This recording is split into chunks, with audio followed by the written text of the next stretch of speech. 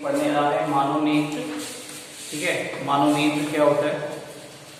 मानव नेत्र जो है वो सभी लोगों को या सभी जीव जंतुओं को या सभी प्राणियों को एक प्राकृतिक देन है। ठीक है, सभी प्राणियों के पास से अपनी अपनी आंखें होती हैं, लेकिन चूंकि हम औरों के बारे में, आंखों के बारे में नहीं पढ़ने जा रहे हैं, हम सिर्फ और सिर्फ मानव नेत्र के बारे में पढ़ने जा रहे हैं कि मानव नेत्र में एक्चुअली में होता क्या है।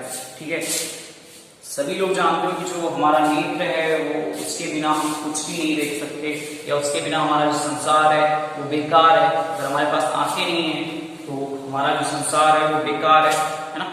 यही तो है। अब बात आती है मानव नेत्र के विषय में पढ़ने जा रहे हैं। ठीक है, तो मानव नेत्र होता क्या है?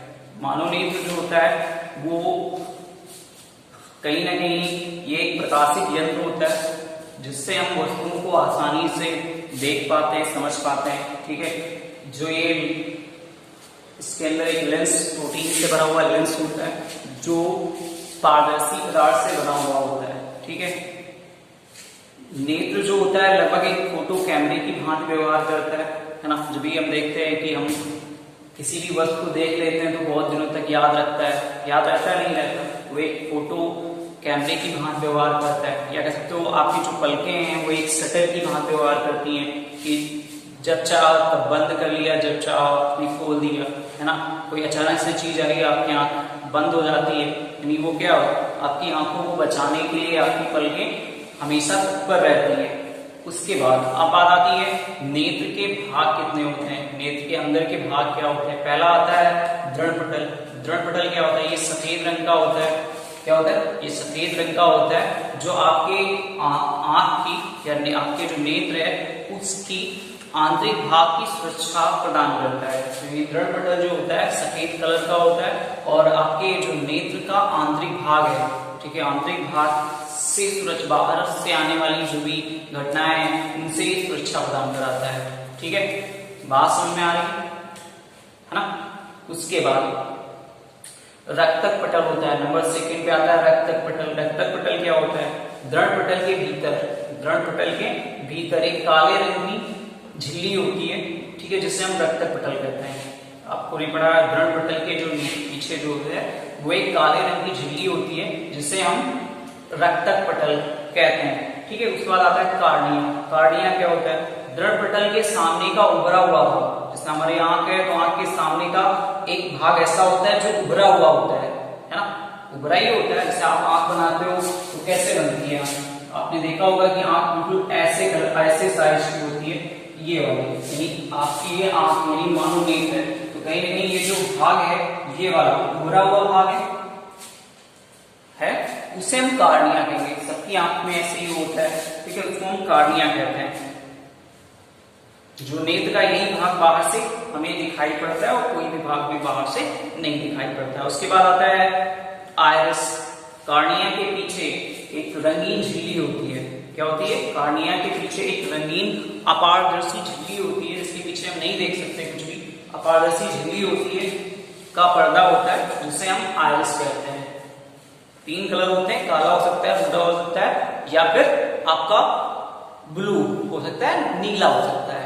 आपने देखा होगा कि जो मानव हैं या आदमी हैं या ठीक है जो मानव समाज के लोग हैं उनकी आंखें 3 प्रकार से हो सकती हैं। कौन कौन सी? आपकी या तो आंखें काली होंगी, या फिर भूरी होंगी, या फिर नीली होंगी। नीली बहुत कम मिलते हैं लोग जिसकी आंखें जो है वो नीली होती हैं। तो ये आयरस के कारण होता है कि उसमें कौन सी झिल्ली चढ़ी हुई है। उसके बाद आता है पुतली या नेत्र तारा। आयरस के बीच में एक छोटा छिद्र होता है। आपने देखा होगा आयरस उभरा हुआ भाग है, उस रंगीन झिल्ली है, तो उसके बीच में एक छोटा सा छिद्र होता है जिसे हम पुतली या नेत्र तारा कहते हैं। क्या कहते हैं? पुतली या नेत्र तारा कहते हैं। इसका काम क्या होता है? इसका काम ये होता है कि जब भी प्रकाश की तीव्रता मैक्सिमम आ रही होती है उस समय, या कह सकते हो आयरस जो है आपका ये नेत्र तारा या पुतली है, ठीक है, ये प्रकाश को नियंत्रित करती है। क्या करती है? आने वाले जो प्रकाश है उसको नियंत्रित करती है। कैसे करती है? जब प्रकाश ज्यादा आता है तो ये अपने आप को छोटा कर देती है, जब प्रकाश कम आता है तो ये अपने आप को बड़ा कर देती है। जैसे आपने महसूस किया होगा, अभी दिन में 2 बजे देखो बहुत ज्यादा प्रकाश आता है तो आपकी आंखें छोटी होने लगती है। क्यों होने लगती है? क्योंकि प्रकाश की तीव्रता उसमें मैक्सिमम है और आपकी आंख में ज्यादा प्रकाश जा रहा है। ज्यादा जा रहा है तो क्योंकि जो आपका पुतली है उसको उतना ही प्रकाश चाहिए जितना उसके लिए आवश्यक है। ज्यादा प्रकाश नहीं लेगा वो तो वो अपने आप को छोटा कर लेता है, जिसके कारण जो प्रकाश है वो कम पहुंच पाता है। जबकि आपने देखा होगा रात में आप जाते हो, रात में आपने देखा होगा कि आपकी आंखें बड़ी हो जाती है, फैल जाती है। कुछ देखना होगा तो बहुत बड़ी आंख करके देखते हो। क्यों देखते हो? क्योंकि उस समय प्रकाश की जो तीव्रता है वो कम होती है और जब या बिल्कुल कम होती है तो जो प्रकाश है वो आपकी आंखों तक कम पहुंचता है, जिसके कारण वो अपने आप को देखने के लिए फैलाती है। फैलाती है नहीं फैलाती? ये है पुतली या नेत्र तारा की कहानी। इसके बाद 6 नंबर पे आता है नेत्र लेंस। क्या होता है?